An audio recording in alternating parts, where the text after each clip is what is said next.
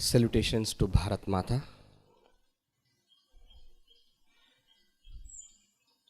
We all know India got independence on,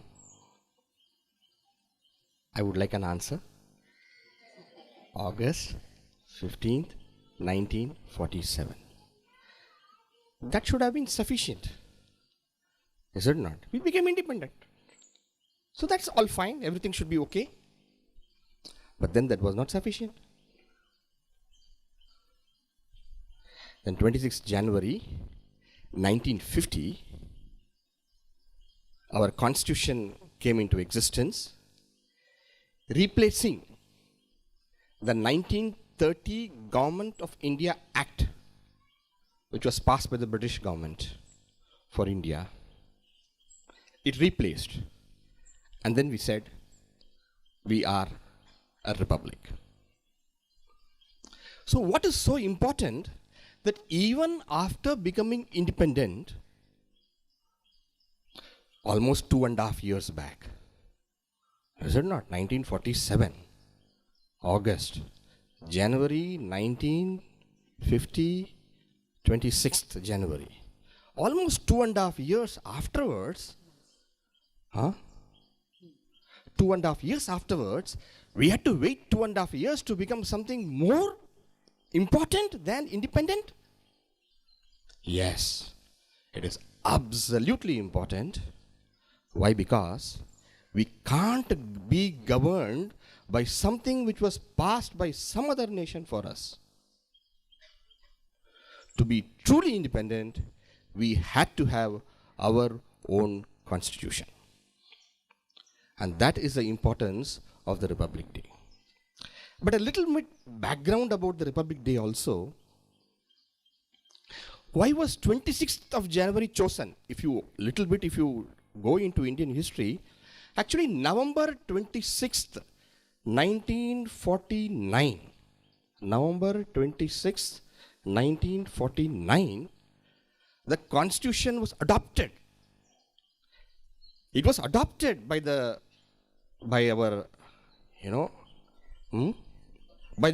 assembly. It was accepted, but still we decided, all right, adopted, but we want to choose a particular day when the constitution will come to effect. You see how people thought. They waited for a day, and you know what day they chose? They chose this day, January 26th. Why? Because in 1935, 26th January, there was a decision taken going against the British government instruction for India that India should be given a dominant status. We were slaves. India should be given a dominant status because we were fighting for freedom. They said, let's satisfy them, let's give them a dominant status. But all our people are freedom fighters. At the time, led by the Indian National Congress, we took a resolution. No, we do not want the dominant status. We are not going to be a dominant. We want Purna Swaraj. The word Purna Swaraj means complete independence. So, 26 January 1950 was chosen because Purna Swaraj. My dear young friends, please think about this.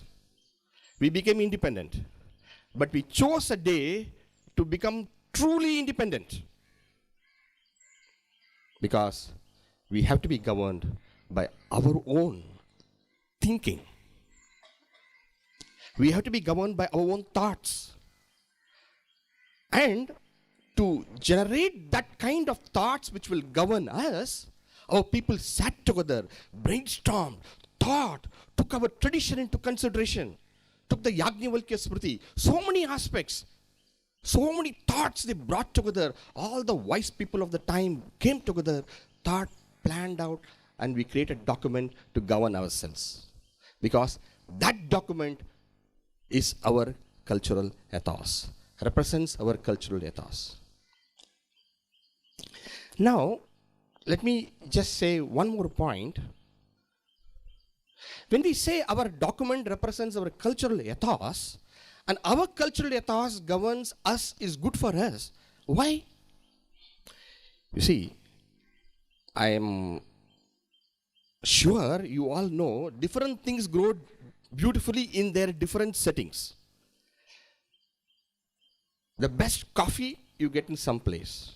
Whatever you do with the coffee seeds, bring here, put there, here, there, everywhere, still you won't get the best coffee. It requires its own land, its own place, its own atmosphere, its own climate.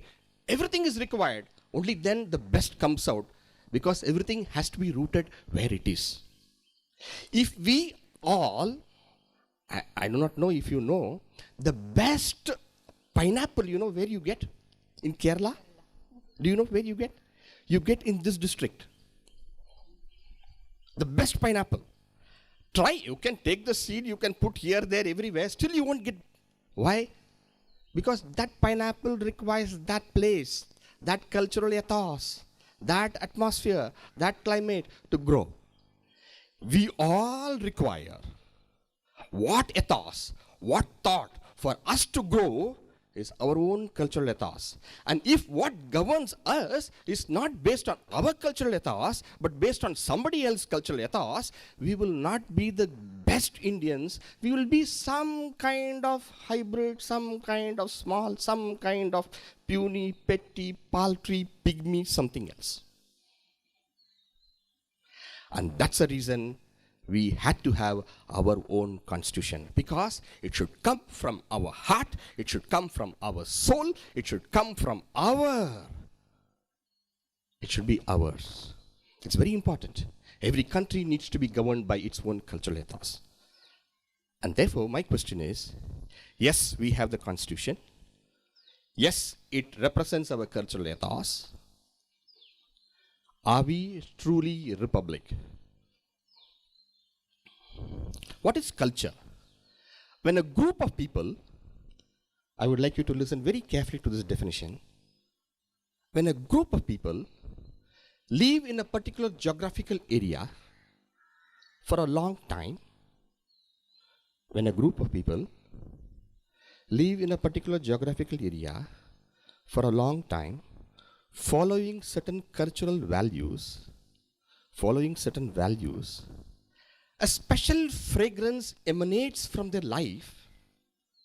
A group of people living in a particular geographical area for a long time, following certain values, then in due course of time, a certain fragrance emanates in their life, and that is called culture. Can we say this definition together? A group of people living in a particular geographical area for a long time, following certain values, a special fragrance emanates in their life, and that is called culture. This is very, very important. Because when we lose our culture, we lose ourselves. And if our constitution does not represent our culture, we lose ourselves. And everyone needs themselves to become themselves. If we lose ourselves, we will never be ourselves. And ourself is our cultural ethos, which becomes represented in our constitution. Our constitution needs to have this cultural ethos. The word republic comes from the Latin word res publica. Res publica, which means it rests with the public. Res publica, rests with the public. Meaning, our country to be ours rests with us and no one else. A great duty on us, a great responsibility on us. We are all geared for that. We are all becoming geared for it. In this university especially, we go into the depths of our cultural ethos by truly seeing our Indian knowledge traditions, not just being fanatically saying this is great, that was great, this was great. No. See for yourself. See with your own eyes. Think for yourself. Go to the depths of our own traditions in order to go into the heights of greatness into the future. When an arrow kept on a bow is pulled, it's pulled towards oneself. so that it goes far beyond ourselves. Go deep into yourself so that you can go far out into the world. And you can help the world, love the world, unconditionally accept the world. For those cultures, for those values, our culture we followed were such values so precious. Matru Devo Bhava, Pitru Devo Bhava, Acharya Devo Bhava, Atiti Devo Bhava, Vasudhaiva Kutumbakam.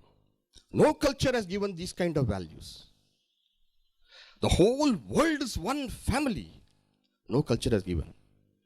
In the depths of a culture lies a universal outlook and an accommodation which is never found anywhere. Res publica. It rests with us. Let's go deeper into ourselves so that we can be a fuller us, and therefore we can be a better us, and therefore give for the world the best. For if you are the best, you will give the best. Thank you.